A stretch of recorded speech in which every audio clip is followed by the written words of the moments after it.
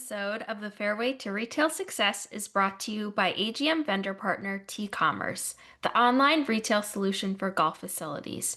T-Commerce helps merchandisers and golf professionals expand sales beyond the physical shop and fill merchandising gaps. Give your members and customers the convenience of shopping online 24/7, all with no extra inventory risk or additional work for your staff. Visit tcommerce.shop to learn how easy it is to take your shop online. Now, back to today's episode. Hello, everyone, and welcome back to the Fairway to Retail Success, an AGM podcast. I'm your host, Justine Cook, the AGM's Director of Membership and Education. Today, I'm so excited to welcome Grace Hurley, PGA professional and Vice President of Brands and National Events at Catapult. Grace is a graduate of the University of Idaho's Business and Professional Golf Management program and a former Division I golfer who launched her career with the TPC Network and Titleist. For 8 years, she led the retail operation at the prestigious Ponte Vedra Inn Club, where she and her team earned multiple honors, most notably the 2023 PGA National Merchandiser of the Year Award for Resort Facilities. Grace holds the distinction of being the youngest PGA professional to ever receive national recognition, and she continues to inspire others through her leadership as president of the North Florida PGA chapter. In this episode, Grace will share insights from her time at Ponte Vedra, her current work with Catapult, and the strategies she's used to elevate retail and events at every level. We'll also talk a bit about mentorship, industry trends, and her advice for young professionals looking to lead with impact in the golf industry. Grace, thank you so much for being here with us. Yeah, of course. Thank you guys for having me. So I know I read a little bit of your background, but I love to start out by asking our guests in their own words to tell us a little bit about their career journey. How did you get started in golf, and what eventually led you to your current role at Catapult? Yeah, it's so funny. You forget what you've done, your career sometimes. So it was nice to hear that. So thank you. So yeah, as stated, I obviously went through the professional golf management program. So I was very fortunate to also be able to play collegiate golf at the same time. Once I graduated, I was in the TPC network, which was phenomenal. They have an amazing training program that really kind of shaped my just day in and day out of my expectations of myself and my peers. And then I was able to work for Titleist, which obviously I'm a little bit biased, but I think is one of the best companies in the industry as well. So I've had a really great career, and I've just always really tried to establish roles that just excel me to the next one. And it's funny because I really wasn't looking to change to come to Catapult. I had the best job ever. I could have stayed at Ponte Vedra forever. But the biggest thing that really led me to what I'm doing now is I think it's really important that you have to go be the change you want to see in the industry, in the world. And I really believe what we're doing at Catapult is industry changing. It's streamlining the process, it's working with new brands, up and coming brands, or brands that just need a little bit of guidance. So I'm just really fortunate that every career I've had has just like excelled or propelled me to the next step in my career. Mhm. Wonderful. Yes, I love hearing there's so many directions I think folks don't realize you could Oh, take yeah. under the retail umbrella or with a PGM degree. I think it's really cool seeing all the different ways someone can take that and really excel. Yeah, so we were fortunate at University of Idaho. We went through the business program because some PGMs, I think you Mhm. get like a forestry degree or something else, and it was a really hard program. And so I, at the time, hated it and I cried a lot. It really instilled some business savvy stuff that I'm actually able to learn today or implement today. That's amazing. So, during your time at Point Vedra, you and your team achieved such remarkable recognition, including the 2023 PGA National Merchandiser of the Year Award.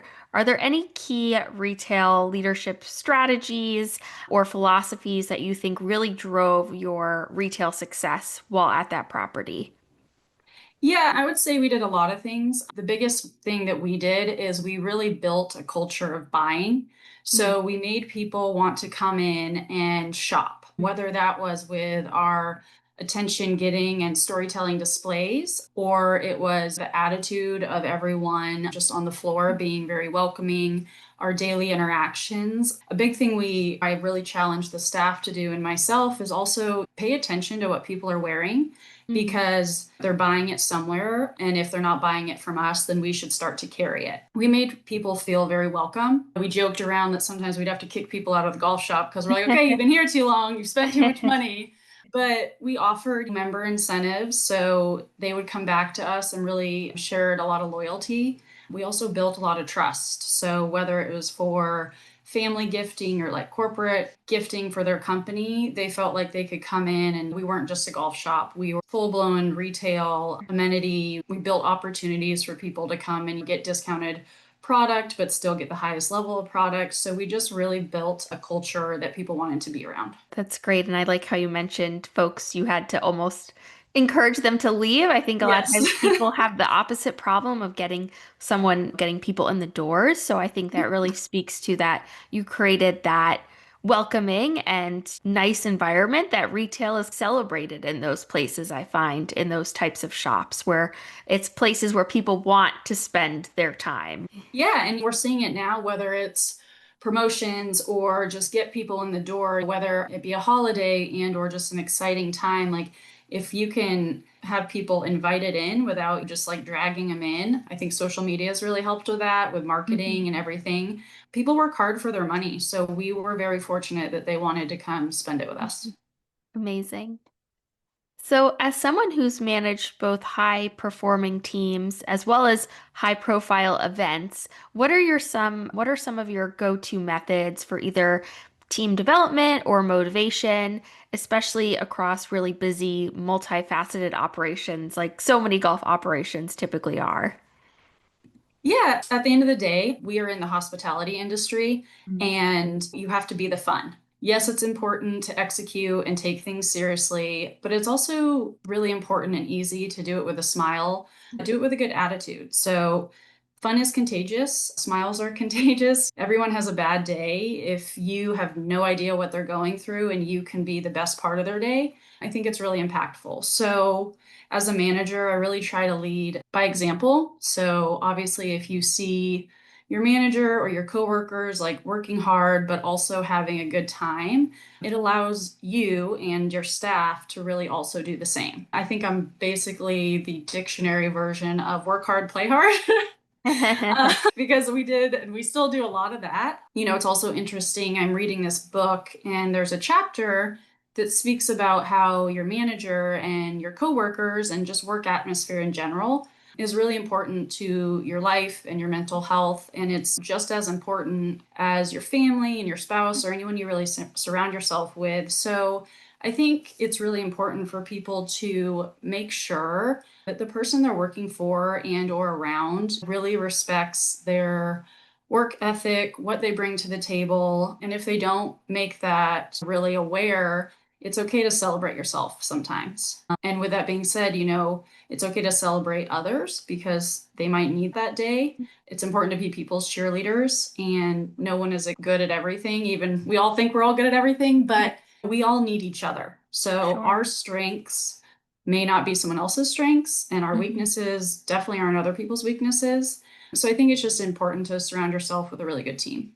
Yes, and something that feels like it comes so easily to you might be the hardest task of the day for someone else. So it's always really nice when you see teams able to balance that and feed off each other and help each other out, which makes for a successful retail operation. And like you said, you spend so much of your time with the folks that you're working with, especially in a shop environment. So that's so important.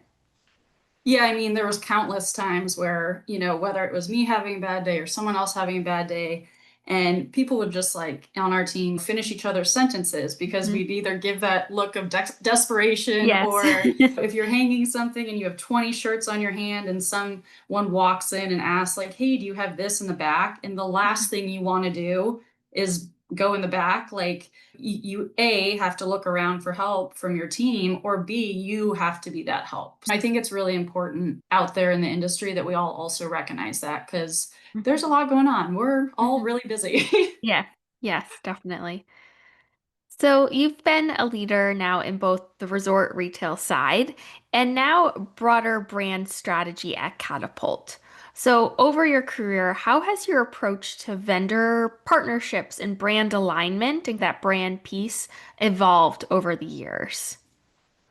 Yeah, I have grown so much as a person and as a professional in the past year and a half. And what I mean by that is now knowing both sides, I see that it needs to be such a partnership. Everyone should work both sides of the table, even if Mhm. it's for a week or a month or a Yes. lifetime. The brands need to understand that their customers, accounts, and the industry, it's hard and it's flooded with new brands. So you really have to come in and impact the industry as a brand with your why. You have to show up as a brand who wants to be in golf. You need to do the right things. You need to have the right programs, whether it's buyback or PUD incentives. And that being said, accounts really need to understand and approach the brand maybe with a little bit more open mind. Buyers and accounts get pretty set in their ways, which is fine because at the end of the day, the brands aren't signing their paycheck, the facility Mhm. is. And so if it's not going to work, we understand. But it's literally the account's job to call the sales rep back. It's their job to answer emails. So even if it's a no, at least it's an answer because Yeah. the rep and the account manager, that's their job is to go out and sell. And so there's so many professional and experienced buyers out there who are running multi-million dollar facilities and operations, and their yes can change brands and people's Mhm. lives. But their no can also be really impactful too, because we all are working on the same time frame. And if a rep or a brand can save time by not going back and repeatedly being like, why isn't this person emailing me back? A simple no saves that person a lot of time too. So Mhm. I really wish someone had told me this because I definitely didn't respond to emails or phone calls because I was too busy. But no one's too busy. They just don't care sometimes. If the industry could work together rather than apart in kind of the power struggle or whatever we want to call it, I think this industry would be way better off. And just day in and day out, we would all help each other a lot more. Those are such incredible points. I love how you mentioned that everyone should work both sides of the table, and I so wholeheartedly agree. I feel like it really completes the circle of Yep. your understanding of whether it is apparel or hard goods or accessories, whatever piece it may be, but having that really can make someone more well-rounded, and I think that's something to be open-minded to, right? That maybe it's not something you're going to go do forever, but maybe something to try at some point in your career to help you become a stronger buyer down the road or a stronger just individual in the golf industry. So, really important points there. Yeah, and not every brand is for every shop. Sure. Not every accessory, not every, but at the same time, again, go back to what your members and guests are wearing and buying. And I know in the men's category, there's the big players, but at some point in time, the consumers, they're going to move on. So as a account, like you have to be ready to move on as well. And Sure. our industry's small, so you never know who you've touched at one point or the other. Yes. Yes. So be Mhm. everybody be nice to each other because yeah, it all comes around and goes around. Absolutely. Absolutely. So, zeroing in on your current role at Catapult, it looks like you are involved in overseeing national events. Can you share what that really looks like and how your background as a golf retailer helps shape how you approach these events today in your current role? Yeah, so when I first started, I actually asked to run national events because I'm fortunate enough when I was at Ponte Vedra that we ran so many events, whether it was from member events to corporate events, shopping sprees, or budgets with $5. Events move the needle. They Yeah. move it for brands, they move it for club revenue, they run even bonuses if it's structured that way. So there's just so much money left out there on the table. And if I was to ever go back to the green grass side, I would just run the crap out of events and book everything in because it is. The inventory doesn't sit on the books, it's in, it's out. It gives people a look into new brands and or even old brands that they like that not necessarily are going to carry. So events is actually just a huge opportunity for Mhm. both sides. Mhm. So with that being said, I'm really helping zone in those missed dollars for bigger, like national things to really help our brands mostly get exposure. We're very fortunate that a lot of our brands are very well known, but maybe some of their products just haven't resonated to the golf industry as quickly or as much as we would like them to. The more people that we can get the product on or the accessories using, they're going to go back to their golf shops and say, hey, I love this knock around pair of glasses. I'd love to bring it into the shop. And once buyers hear that and have the confidence that what they're going to bring in is going to sell, it helps everybody. Obviously, it helps the brand for revenue, it helps the golf shop for revenue, and it helps the consumer because they're happy. I really fell in love too with Catapult being for events, especially just like a one account setup, minimal Mhm. invoicing, Mhm. and also having all these items for price point because myself, I turned into an accountant when it came to Mhm. events if I wanted to do like Right. multiple things. Yes. And I'm a really bad accountant. So I hated it. I love doing the event side of it, but I hated the back office stuff. So that's why I was like, if this made so much sense to me, it could make a lot of sense to a lot of people. And Mhm. not only green grass, but corporate and bigger management companies that we're seeing come into Mhm. golf. So I just really wanted to go run with it and make it mine. I'm a little bit of a control freak too, so I didn't want anyone else to do it. I'm now having to pass it off because we're busy, but I think it's really important. And events, it's bigger than member guests. It's bigger Right. than anything. Right now, events have become an experience. The men's member guests at 3 days is now turning into 4 and 5 Yeah. because the more event and more stuff is coming in, but that also means more revenue, which is really Mhm. good. Mhm. Yes, yeah. Events are certainly a win-win and certainly agree there. And is there a certain event format that you're finding in the last year or so that has been really successful or is really trending? Was there a certain direction you're finding events going, whether it is pop-up shops or microsites? Is there shopping sprees? Is there a certain format that's trending really well? Yeah, so I think a microsite is always nice for the end account because I don't have to deal with a lot. I would say less sizing. So, like, less, Mhm. if we're going to do a shopping spree, it's less sized units and Mhm. apparel, which is unfortunate, but it's a lot of like accessories and no sizing because let's all be honest, like the industry in general, the sizing is all over the place. We're never going to get it right. Mr. Smith drops out and he's a medium, and then Yes. someone adds and he's an XL, and it's the sizing can get like a very chasing game. So we're seeing a lot more like customized accessory events. And then we're also seeing like from the corporate side, a lot of sustainability push as well. So people are just starting to get more in tuned with either buying items made with ocean-bound plastic and or just something not so much using water bottles. They're buying like vessels for the whole event. So we've done really great with BrewMate on that side. And this person like takes it and they use it all week and they can fill it up Mhm. for free. Like we're seeing every single thing that's given in the event is to be used at the event. Okay, that's a nice concept. I like that of it being a little bit utilitarian, but something they can actually use instead of it's just gonna sit in their golf cart for the weekend. Yep, exactly. I love that.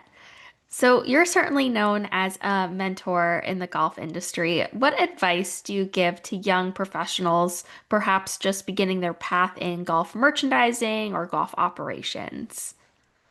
The best advice I can give in your career is it's really important to find out daily what you do not want to do. So, what I mean is, there's going to be things that you really enjoy doing, and there's going to be things that you have to do that you're just like, I hate this. I don't want to do this. And you're going to excel at the ones that you really enjoy doing. You're going to be more passionate about it. You're going to provide more time to it and commitment. And it's really important to figure out what makes you happy. The things that you don't want to do, you're probably not going to excel in as well. I'm not saying that you should learn and try to be good at them.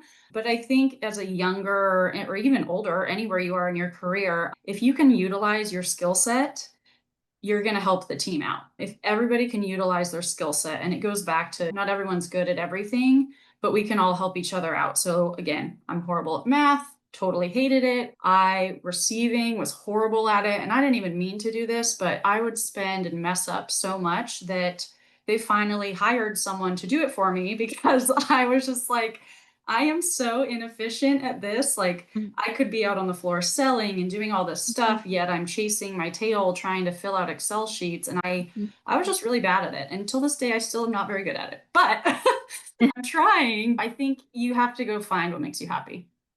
Absolutely, absolutely. So, from what you're seeing at Catapult and in your current role, what trends are you seeing in golf retail? What do you think's coming next in the industry in the next 6, 12, 18 months? What are we going to be seeing out there and we should be ready for? Yeah, so there's a couple things. I will say on the brand side, all brands are going to really need to step their game up in a way because there's a lot of really experienced and educated buyers that are Mm. coming out of whether it is the AGM or the PGM. These I don't want to say kids, these people.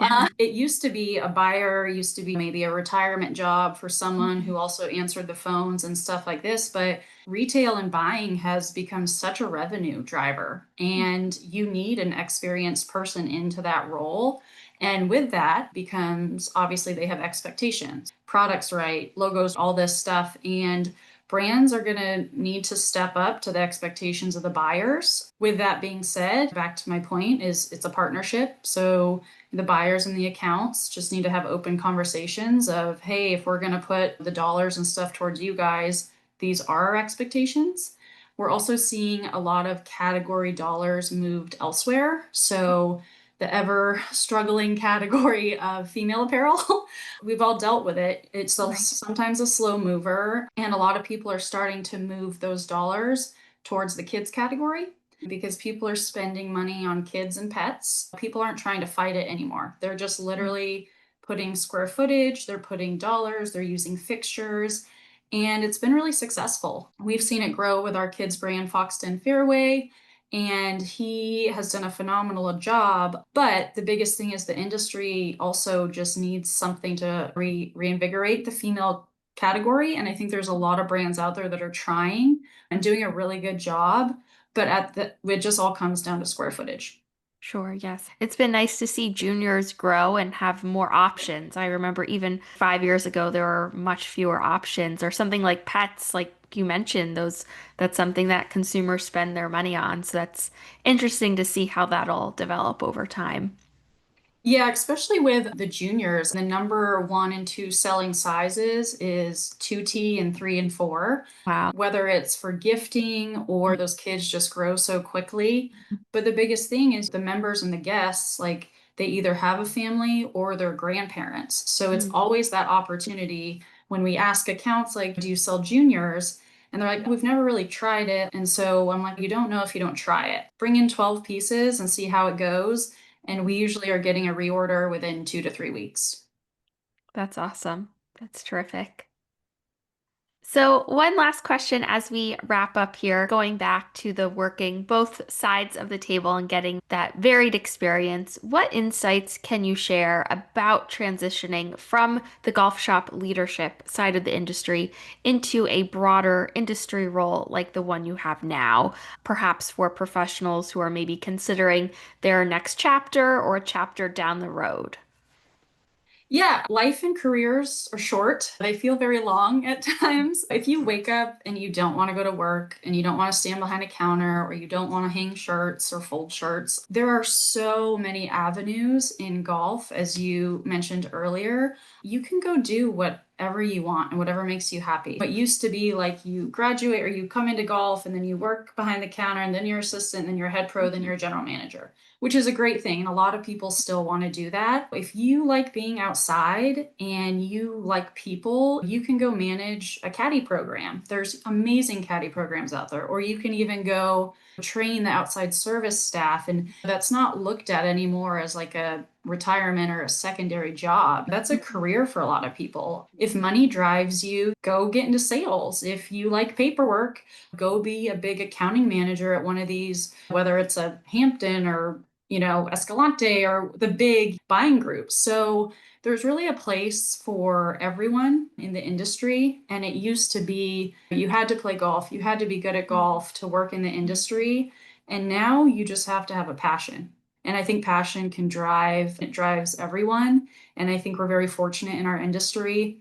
We have a lot of people that are passionate about golf and are passionate about the industry. So I think us in brands and us in accounts and buyers, I think we're in a really cool and good spot right now. Absolutely, couldn't agree more. And there certainly is a seat at the table for everyone and everyone's interest in golf, which is amazing. And even if someone's role they don't love, like you mentioned, they're not enjoying working in the shop, that's only going to help you and help you have a more well-rounded experience down the road of trying out different things under golf. It'll still be relevant and maybe help you in ways you don't realize. Yeah, it's funny actually. It's very ironic. I at TPC we had the Deutsche Bank Championship and I got stuck in the shop folding shirts. And I'm sitting there, I'm like, I hate this. I don't want to fold this shirt. And then we fast forward and now I spend my life folding shirts. But I just at that time it just didn't bring me much happiness. So I went and I Sure. worked in manufacturing and I learned all that and then hardcore green grass. And so I came back to something I didn't really think I'd like. But that's a good thing with golf too, Mhm. is you can always change it. Yes, there always will be opportunities. There'll always be a need for everything. Yes, Terrific. definitely. This has been so wonderful to have you on the podcast. Thank you so much, Grace, for being here and sharing such wonderful insights for our AGM membership and community. Yeah, of course. No, again, you guys have been phenomenal. So thank you. And if anyone has any questions, you can share all my contact information as well. Wonderful. Thank you so much. And we always appreciate your support of everything we do here at the AGM. Of course. And thank you everyone for tuning in to another episode of the Fairway to Retail Success. We hope we will see you again soon for our next episode. Take care, everyone.